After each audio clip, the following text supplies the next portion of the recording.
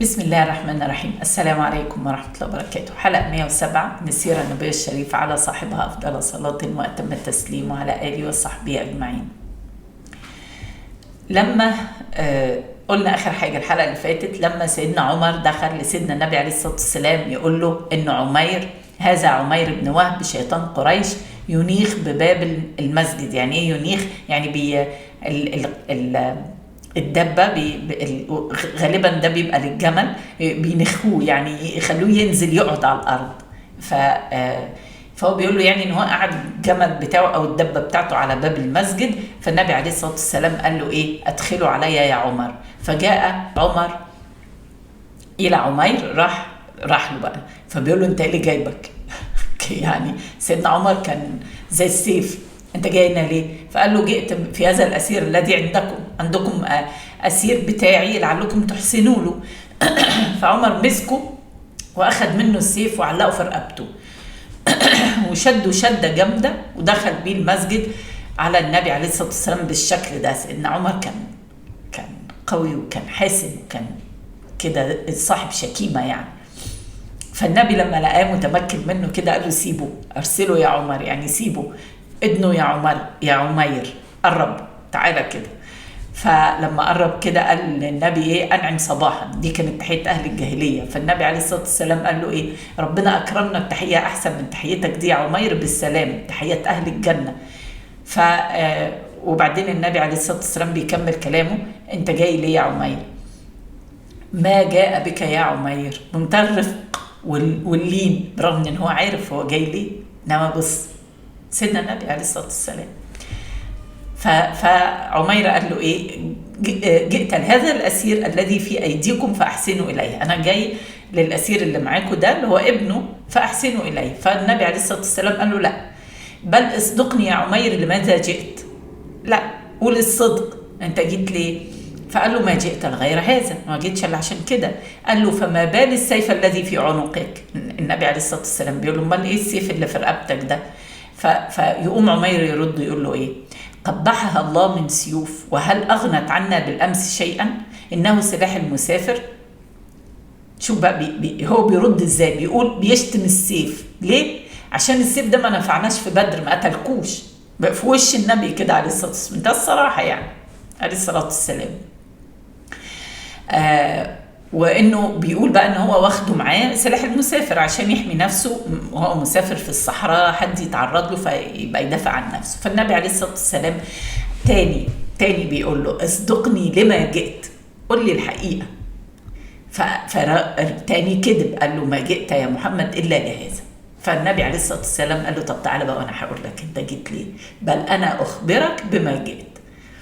بل قعدت انت وصفوان بن أمية في الحجر فذكرتما أصحاب القليب من قريش، ثم قلت لولا دين علي وعيال عندي لخرجت حتى أقتل محمدا. فتحمل صفوان بن أمية بدين عيالك، بدينك وعيالك، على أن تقتلني له، والله حائل بينك وبين ذلك. الكلام ده اللي حصل ما بين عمير وبين صفوان. النبي عليه الصلاة والسلام حكى لعمير بالظبط زي ما انا حكيته لكم، اللي هو اتفقوا انه صفوان هيدفع الدين وهيعول للعيال علشان ايه؟ عمير يجي يقتل النبي عليه الصلاة والسلام. الكلام ده ما كانش حد معاهم، وكانوا متفقين انهم مش هيقولوا المخلوق، وانه ده حاجة سر ما بينهم هما الاثنين. كان ايه من عمير؟ أول ما سمع الكلام ده كله كده من النبي عليه الصلاة والسلام راح قايل إيه؟ أشهد أنك رسول الله. لقد كنا نكذبك يا رسول الله. ما بقاش يقول محمد بقى. كنا نكذبك بالخبر يأتي من السماء لأننا لا نعرفه. إحنا ما نعرفش، إحنا مش عارفين إيه الخبر اللي بيجي من السماء ده، ولا إحنا فاهمينه. فوالله الذي لا إله غيره. هو بقى بيقول له يعني دلوقتي أنا صدقتك ليه؟ لأنه والله انه ما اطلع على حوارنا ده حد تالت.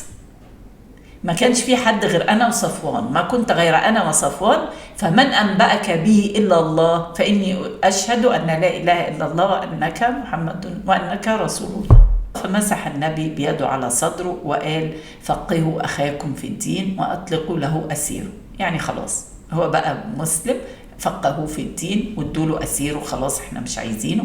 وبالفعل ذهب عمير بن وهب مع الصحابة وعلموه الصلاة والقرآن، وراح للنبي عليه الصلاة والسلام وقال له يا رسول الله إني كنت جاهدا على إطفاء نور الله شديد الأذى لمن كان على دين الله. كان اسمه شيطان قريش.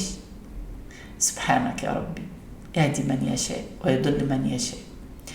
فأذن لي يا رسول الله أن أقدم مكة وأدعوهم إلى الإسلام لعل الله أن يهديهم، وإلا آذيتهم في دينهم كما كنت أؤذي أصحابك في دينهم. يعني هو جاي ياخد الإذن من النبي عليه الصلاة والسلام إن هو يروح يدعو أهل مكة للإسلام، ولو ما استجابوش فهو هيأذيهم زي ما كان بيأذي المسلمين.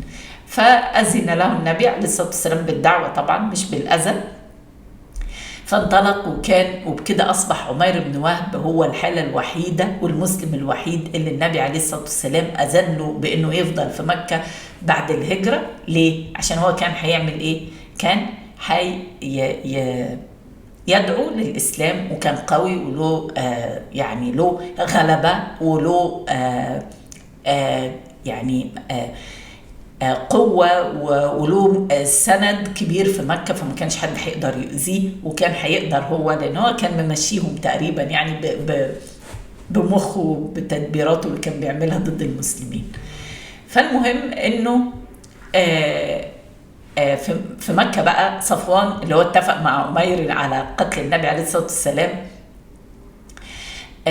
كان ايه بيبشرهم، عمال بيقول لهم بقى ايه لاهل مكه ابشروا بواقعه تاتيكم في ايام تنسيكم واقعه بدر. عمال بيبشرهم يعني استبشروا يعني في حاجه كويسه هتحصل. فطبعا ايه هو بيقصد قتل النبي عليه الصلاه والسلام، وكان كل ما هو حد يجي من ناحيه المدينه يساله على عمير بن وهب. وبعدين في مره في راكب راجع فصفوان سأله فأخبره بإسلام عمير، فانصعق صفوان. ولما وصل عمير لمكة بدأ يدعو للإسلام.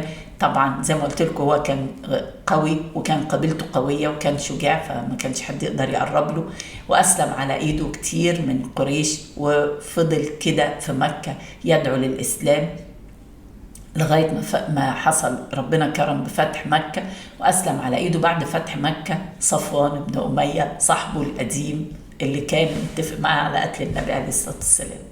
أشوفكم الحلقة الجاية بإذن الله.